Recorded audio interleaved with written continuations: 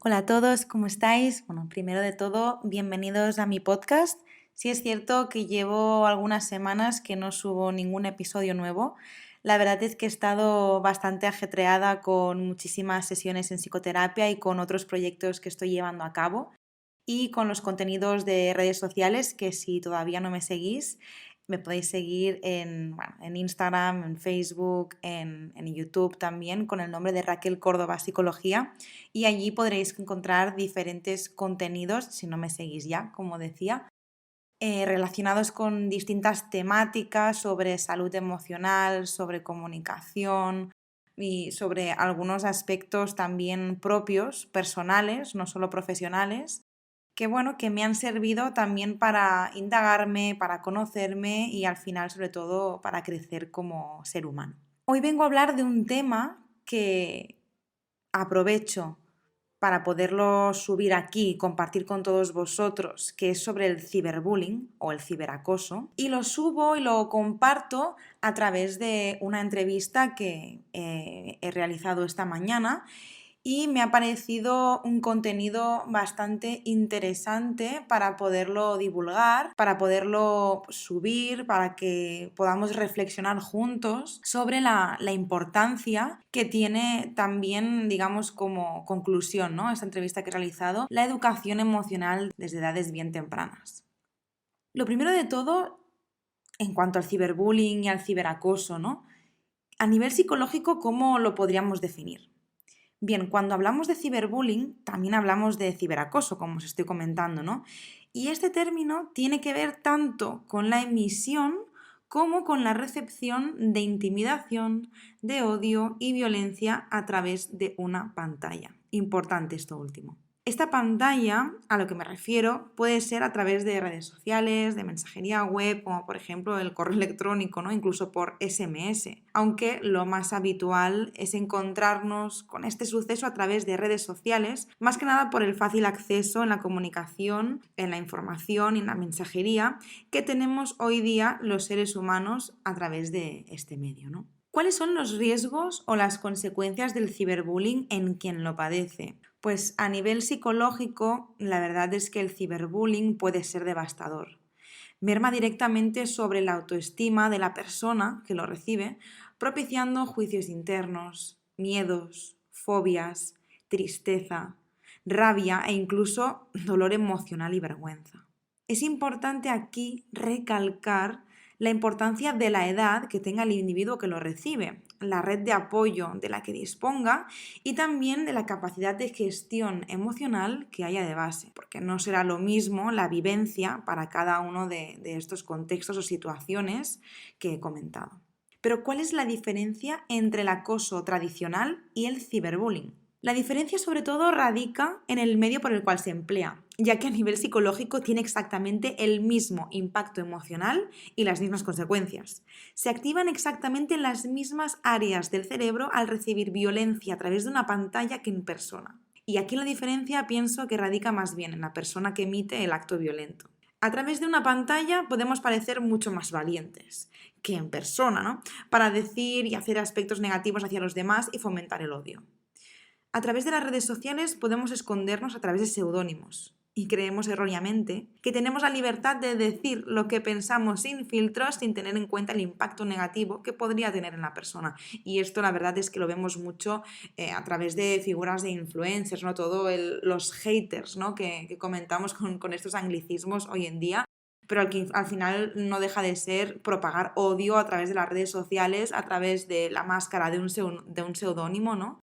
Y bueno, actuando y diciendo cosas pensando como si no tuviéramos a un ente detrás emocional con su propia historia, con sus propias vivencias, ¿no? Algo que es gravísimo. Se da como una especie de disociación de la realidad y a nivel emocional, donde me olvido que detrás de la pantalla, como decía, hay una persona que tiene su propia historia y nos creemos más valientes, pero realmente emitir violencia a través de una pantalla es el acto más cobarde porque la persona se esconde sin dar la cara. ¿Cuáles son los grupos de edad más afectados del ciberbullying o del ciberacoso? Pues por alarmante que parezca, cada vez las edades afectadas por ciberbullying son más tempranas.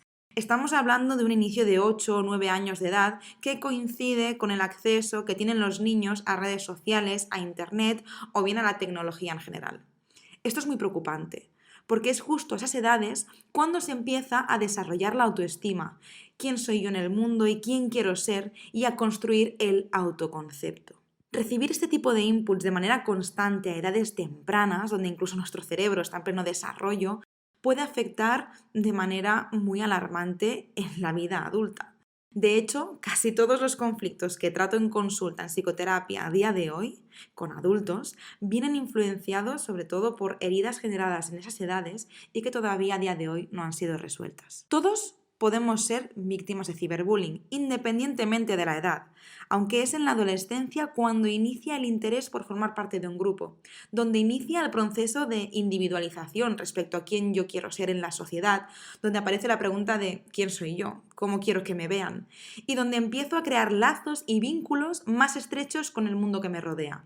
Por lo tanto, las edades de más riesgo comprenden entre los 11 y 12 años y los 18. ¿De qué forma exactamente puede afectar el ciberbullying en la autoestima de quien lo padece? Pues puede afectar muchísimo. Podemos creernos las palabras de lo que recibimos y hacerlo nuestro. Podemos ver el mundo a través de la mirada de la persona que infunda odio sobre nuestra persona, y esto puede ser incluso, puede desencadenar trastornos como la ansiedad y la depresión. El ciberacoso puede generar mucho miedo, vergüenza y por lo tanto aislamiento social. Y con lo comentado anteriormente respecto a las edades donde hay más vulnerabilidad, que es en la adolescencia, puede influir en la capacidad de concentración y en los estudios. Por lo que el ciberacoso puede incidir directamente en el transcurso educativo y en el futuro de quien lo padece. Para la persona que lo emite, puede entender erróneamente que tiene el poder de los demás al realizar esta serie de actos de esta manera y que es a través de la violencia que puede conseguir lo que se proponga. Es una falsa autoestima maquillada de toxicidad, de cero responsabilidad afectiva y sobre todo de manipulación. El acosador también verá mermada su autoestima, pues su estilo relacional no es saludable y esto siempre acaba pasando factura. ¿Cuáles son las estrategias de afrontamiento más recomendables? Os preguntaréis. Pues lo primero es decirlo, comentarlo, buscar cómplices que puedan ser mi red de apoyo. Depende de la gravedad del asunto y de los hechos, depende de la edad que tenga la persona afectada y también dependerá muchísimo del contexto. No es lo mismo si se trata de ciberacoso en la escuela que ciberacoso en el trabajo, por ejemplo, porque también se puede dar. Recordad que lo que os comentaba es que podemos recibir ciberbullying o ciberacoso a cualquier edad que tengamos, en este caso sería cibermoving, ¿no?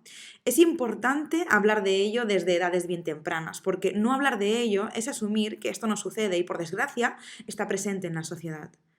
Una buena educación emocional parte por la comunicación y por entrenar la responsabilidad afectiva. ¿Qué características son comunes en aquellas personas que ejercen el ciberbullying, ¿no? En este caso nos referimos a los acusadores.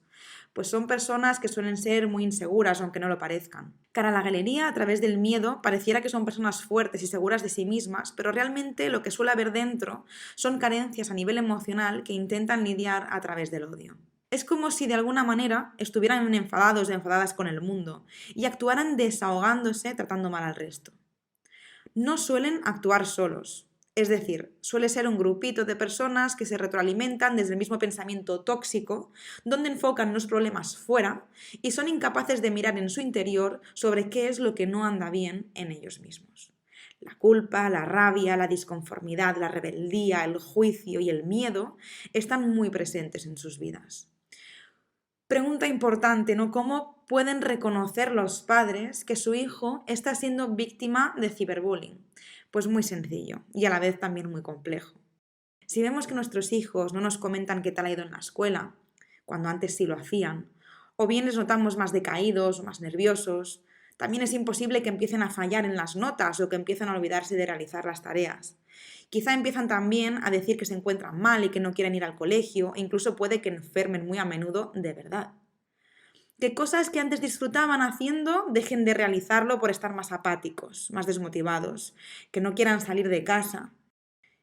Que al estar emocionalmente removidos y sufriendo con tanto malestar, También podría ser que viéramos alteraciones en el sueño, es decir, alguna especie de insomnio. O bien también podríamos ver alteraciones con la comida, es decir, pérdida del apetito o atracones. Lo que es importante detectar es que tiene que haber un cambio. ¿Qué medidas podríamos tomar o se podrían tomar para generar empatía y respeto en línea? Esta es una pregunta que, bueno, desgraciadamente, como comentaba, es un problema que va a estar presente. Lo que sí que podemos hacer es fomentar el buen uso de las redes sociales y esto se consigue, sobre todo, a través de la comunicación con nuestros hijos. Que tengan un espacio seguro en casa para que puedan explicarnos lo que les sucede sin miedo y sin que se sientan juzgados. Y promover también este tipo de comunicación y confianza también en el centro educativo donde desarrollen su educación. La autoestima se trabaja y se aprende y con ella va relacionada la importancia de aprender a poner límites. Conocerse a uno mismo para saber hasta dónde lo que nos dicen los demás de nosotros mismos es realmente así y trabajar emocionalmente para gestionar lo que nos sucede de una forma distinta. No podemos proteger a nuestros hijos de todo lo que les sucede, aunque nos gustaría, ¿no? O que lo que les pueda suceder, pero sí podemos ayudarles aportándoles herramientas en gestión emocional y seguridad y eso pasa por una comunicación asertiva, tanto en el hogar como en la escuela, como comentaba. Bueno, hasta aquí el podcast de hoy sobre el ciberbullying o el ciberacoso. Espero que os haya gustado y si os ha gustado este podcast y los episodios que he subido también en otras ocasiones, os agradecería muchísimo que pudierais valorar este podcast. Encontraréis en la parte superior pues, para marcar las 5 estrellitas y que comentaba al inicio, si todavía no me seguís, que me podáis seguir en mis redes sociales de Raquel Córdoba Psicología, en Instagram, en Facebook y en YouTube, donde allí subo mucho más contenido específico sobre temas sobre salud mental, salud emocional y sobre todo en general relacionados con el bienestar.